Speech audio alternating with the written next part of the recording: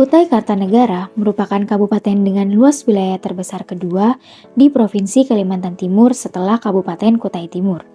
Luas wilayah Kutai Kartanegara adalah 27.263,10 km persegi, mencakup 20,40% dari seluruh luas wilayah Provinsi Kalimantan Timur. Salah satu rencana yang menjadi fokus pemerintah Kutai Kartanegara untuk mendukung strategi penataan ruang dalam lingkup perencanaan dokumen RT/RW Kabupaten Kutai Kartanegara adalah pengembangan optimalisasi kawasan peruntukan 12 pertanian, peningkatan produktivitas, diversifikasi dan pengolahan hasil pertanian, pengembangan lahan pertanian pangan berkelanjutan, serta pengembangan sistem pemasaran hasil pertanian. Berdasarkan Peraturan Pemerintah Nomor 23 Tahun 2021 menyebutkan bahwa agroforestry merupakan agroforestry wanatani dalam bentuk yang dikembangkan pada program usaha tani kehutanan, yaitu bentuk pemanfaatan lahan secara maksimal agar memberikan manfaat kelestarian lingkungan dan produksi kebutuhan pangan. Oleh karena itu, agroforestry yang mendeskripsikan antara tanaman pertanian, perkebunan, peternakan, perikanan yang dapat memberikan manfaat untuk memenuhi kebutuhan hidup masyarakat, pengelolaan dan perbaikan agroekosistem di sekitar Kecamatan Samboja Barat yang terletak pada Kabupaten Kutai Kartanegara. Lingkup wilayah terletak di Desa Tani Bakti dan Desa Karya Merdeka, Kecamatan Samboja, Kabupaten Kutai Kartanegara. Berdasarkan Peraturan Presiden Nomor 64 Tahun 2022 tentang RT/RKSN IKN tahun 2022 hingga 2042, Kecamatan Samboja berdasarkan letak geografis dan potensi termasuk ke dalam kawasan penyangga Ibu Kota Nusantara.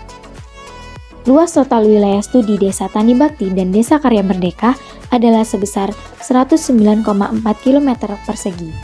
Pada lokasi studi memiliki potensi kehutanan dan perkebunan yang dapat menjadi pemasok suplai hasil pangan ke daerah IKN. Tujuan penataan ruang dari kawasan strategi nasional agroforestry, Karya Merdeka dan Tani Bakti adalah menciptakan kawasan penyangga yang terintegrasi langsung ke kawasan inti IKN berbasis agroforestry yang berkelanjutan dengan pemanfaatan sumber daya yang mempertahankan keseimbangan ekologi. Tujuan utama dalam perencanaan kawasan strategi nasional agroforestry, Karya Merdeka dan Tani Bakti adalah menciptakan kawasan penyangga yang terintegrasi dengan kawasan inti IKN yang berbasis agroforestry berkelanjutan. Agroforestry adalah praktik hasil kehutanan yang menggabungkan tanaman pertanian atau perkebunan dengan pohon-pohon di suatu area. Kawasan penyangga ini bertujuan untuk menjaga keseimbangan ekologi dengan menggunakan sumber daya alam secara berkelanjutan.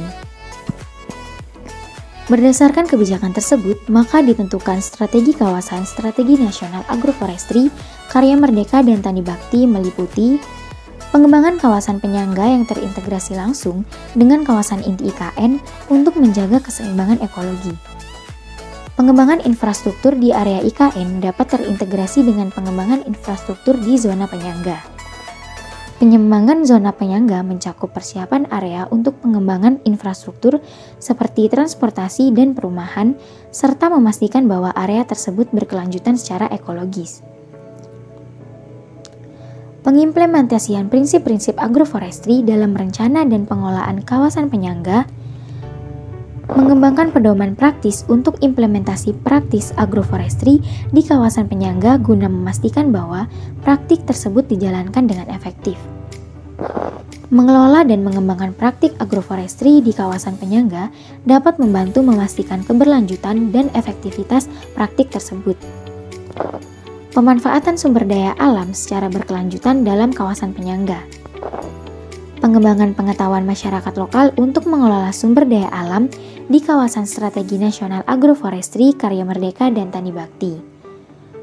Mengembangkan praktik perkebunan dan kehutanan berkelanjutan di kawasan strategis nasional agroforestry, Karya Merdeka dan Tani Bakti guna memastikan bahwa sumber daya alam dimanfaatkan secara berkelanjutan. Pengembangan komoditas unggulan secara optimal yang didukung agroforestry berbasis kerakyatan. Mengembangkan komoditas andalan yang didasarkan pada praktik agroforestry dapat membantu mempromosikan penggunaan lahan yang berkelanjutan.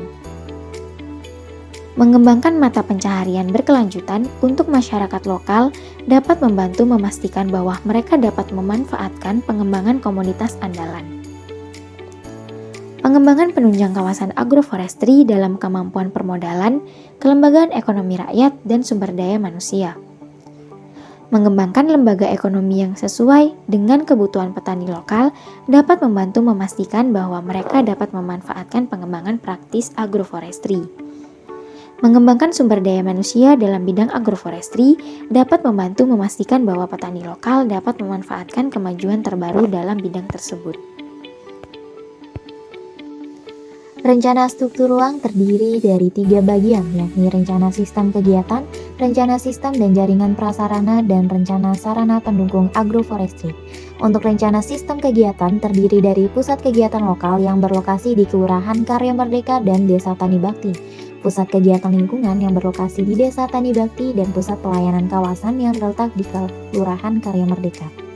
Selanjutnya ialah rencana pusat dan subpusat agroforestry yang mana berdasarkan beberapa pertimbangan, maka untuk rencana pusat subsistem kehutanan yaitu pada Kelurahan Karya Merdeka yang memiliki peran sebagai sentra produksi primer dan sebagai pusat distribusi dan pemasaran.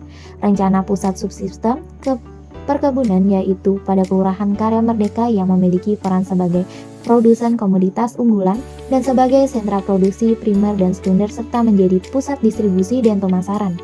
Rencana pusat subsistem peternakan yaitu pada Kelurahan Karya Merdeka yang memiliki peran sebagai produsen komoditas unggulan dan sebagai sentra produksi primer.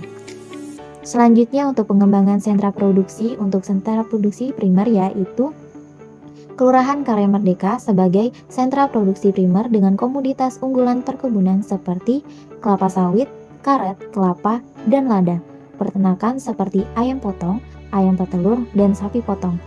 Dan hasil hutan sendiri ada aksia, ulin, meranti, sengon, dan eukaliptus. Sedangkan untuk sentra produksi sekunder, sentra pabrik pengolahan hasil produksi primer yang terletak pada Kelurahan Karya Merdeka, pengoptimalan fasilitas pemasaran pada Kelurahan Karya Merdeka Desa Tani Bakti, dan rencana pembangunan toko tani yang khususnya menyediakan keperluan pertanian dan peternakan. Selanjutnya untuk rencana sarana dan sistem jaringan prasarana di mana untuk sistem permukiman perdesaan, yakni pengembangan permukiman perdesaan dekat dengan sentra pusat kegiatan. Peningkatan kondisi lingkungan permukiman pedesaan melalui perbaikan kondisi rumah yang tidak layak huni, pembangunan lumpung desa modern dan pasar komoditas unggulan, dan pengembangan permukiman pedesaan sedapat mungkin tidak ada pada lahan produktif perkebunan dan pada lahan yang ditetapkan sebagai kawasan hutan lindung. Selanjutnya, rencana sistem jaringan jalan ialah meningkatkan akses ke pusat kegiatan perkebunan, kehutanan, dan peternakan di Kelurahan Karya Merdeka dan Desa Tani Bakti.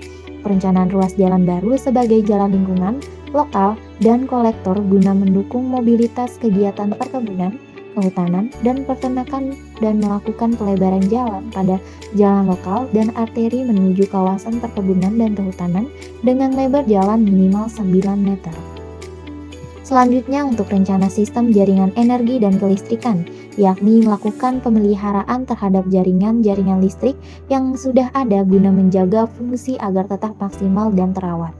Sedangkan rencana sistem jaringan telekomunikasi yakni pengembangan jaringan telekomunikasi pada kawasan strategis nasional agroforestry Karya Merdeka dan Tani Bakti ini meliputi pengembangan jaringan telepon dan pengembangan menara base transceiver station atau biasa disebut dengan BTS yang bertujuan untuk meningkatkan pelayanan telekomunikasi dan mempermudah komunikasi dengan wilayah di sekitar kawasan. Selanjutnya, rencana sistem jaringan sumber daya air yakni pengembangan jaringan air minum perpipaan, peningkatan jaringan air minum non-perpipaan, kawasan perdesaan di seluruh kawasan strategis nasional agroforestry, Karya Merdeka, dan Tani Bakti, dan pengoptimalan sumber mata air sebagai air baku air minum yang tersebar di seluruh kawasan strategis nasional agroforestry, Karya Merdeka, dan Tani Bakti. Selanjutnya, rencana sistem jaringan persampahan yakni pengoptimalan sarana tempat pembuangan sementara atau TPS yang berada di sekitar kawasan penyangga IKN Agroforestry Karya Merdeka Tani Bakti. Pengembangan lokasi TPS baru yang berada pada kawasan yang berada di sekitar kawasan penyangga IKN Agroforestry Karya Merdeka Tani Bakti, dan pengembangan TPS dengan peningkatan konsep 4R yang tersebar di seluruh wilayah yang berada di sekitar kawasan penyangga IKN Agroforestry Karya Merdeka dan Tani Bakti. Selanjutnya, rencana sistem jaringan drainase yakni menormalisasikan dan pengembangan peningkatan seluruh tersier, menormalisasikan dan meningkatkan seluruh saluran pembuangan, pengembangan dan pengelolaan saluran pematusan dan drainase di kawasan penyangga IKN Karya Merdeka Tani Bakti, dan pembuatan busem atau penampung air hujan ataupun air buangan catchment terutama pada skala lingkungan. Selanjutnya, sarana pendukung agroforestry yakni perlunya pengoptimalan kembali lembaga kelompok tani atau peternak untuk memperdayakan dan pelatihan pada kelompok tani dan peternak di mana lembaga tersebut merupakan suatu tempat berdiskusi tentang hal-hal yang berkaitan dengan perkebunan dan peternakan.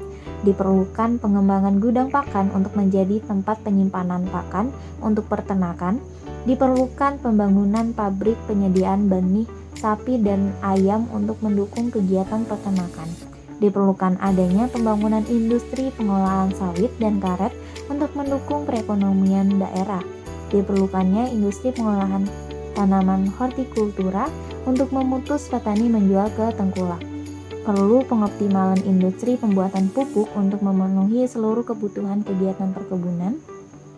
Perlunya dibangun pabrik pengolahan kayu untuk mengelola hasil dari hutan sehingga dapat dijadikan sebagai sentra produksi primer dan sebagai pusat distribusi dan pemasaran di luar daerah. Perlu pengoptimalan toko tani dengan menyediakan alat dan mesin untuk kegiatan pertanian dan perkebunan. Dibutuhkannya tempat pemotongan ayam untuk digunakan melakukan pemotongan dan pemrosesan hewan ayam yang telah dipelihara dan dipanen. Dibutuhkan pengoptimalan fungsi handle space untuk mendukung kegiatan perkebunan. Perlunya pengoptimalan fungsi koperasi agar kegiatan petani kelapa sawit dalam hal produksi, pemasaran, dan pengembangan usaha bersama dapat terfasilitasi. Perlunya pengoptimalan pasar lokal untuk memperkuat dan mendukung pertumbuhan ekonomi lokal, mempromosikan produk lokal, dan memenuhi kebutuhan konsumen secara lokal. Selanjutnya ada rencana pola ruang yang terdiri dari kawasan lindung dan kawasan budidaya. Untuk kawasan lindung hanya terdiri dari hutan lindung dengan arahan kegiatan pengelolaannya ialah pengembalian hutan lindung pada kawasan yang terjadi alih fungsi untuk mempertahankan luasan kawasan hutan lindung, pelestarian, keanekaragaman hayati dan ekosistem di kawasan hutan lindung, dan pengolahan hutan partisipatif dengan masyarakat sekitar hutan lindung untuk memberikan pemahaman tentang pentingnya hutan. Untuk kawasan budidaya terdiri dari kawasan hutan produksi dengan pengelolaan kawasan peruntukan hutan produksi diarahkan untuk mempertahankan luas hutan produksi, pengelolaan kawasan hutan produksi untuk mengembalikan fungsi kawasan dan pengelolaan dan pemanfaatan hutan yang dapat meningkatkan perekonomian masyarakat. Selanjutnya untuk kawasan budidaya perkebunan dengan pengelolaan kawasan peruntukan perkebunan, yakni pengembangan kerjasama yang saling menguntungkan antar pihak swasta dan masyarakat, rencana pengembangan kelembagaan masyarakat untuk pengolahan bahan baku olahan sawit, rencana penyediaan fasilitas penyimpanan bahan baku, dan rencana pemeliharaan dan peninjauan kembali fasilitas teknologi sebagai alat penunjang yang disalurkan. Selanjutnya, untuk kawasan budidaya pertanian lahan kering campur dengan pengelolaan kawasan peruntukan pertanian lahan kering campur, yakni mempertahankan tanaman yang telah ada dan memiliki daya saing yang tinggi, penambahan sarana dan prasarana pendukung serta pengolahan hasil-hasil pertanian, dan konversi lahan dapat dilakukan dengan tetap menjaga fungsi utama, daya dukung, dan kesesuaian dengan aktivitas sekitar.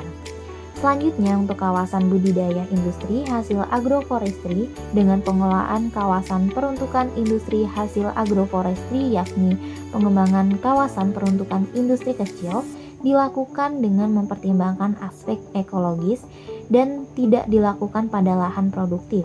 Pengembangan kawasan peruntukan industri kecil berupa sentra industri dapat berada di kawasan permukiman penduduk sejauh tidak mengganggu lingkungan dan memenuhi persyaratan minimal yang harus dipenuhi sebagai industri kecil, sebagaimana aturan atau ketentuan yang berlaku, dan pengembangan kegiatan industri kecil yang harus dilakukan oleh sarana dan prasarana industri. Yang terakhir adalah selanjutnya kawasan budidaya pariwisata dengan pengelolaan kawasan peruntukan pariwisata, yakni penataan dan pengendalian kawasan wisata dan sekitarnya melalui perencanaan tata ruang kawasan wisata. Pengembangan kegiatan pariwisata maupun kawasan peruntukan pariwisata harus tetap mempertimbangkan fungsi ekologi kawasan peruntukannya, khusus kawasan hutan produksi pada Kelurahan Karya Merdeka, dan pengembangan pemasaran pariwisata melalui pengembangan pasar wisatawan, citra destinasi wisata, kemitraan pemasaran pariwisata, dan perwakilan promosi pariwisata. Demikianlah video rencana kawasan strategis nasional kawasan agroforestry. Like, komen, dan subscribe jika Anda suka, dan kita kembali di video-video selanjutnya. Yo.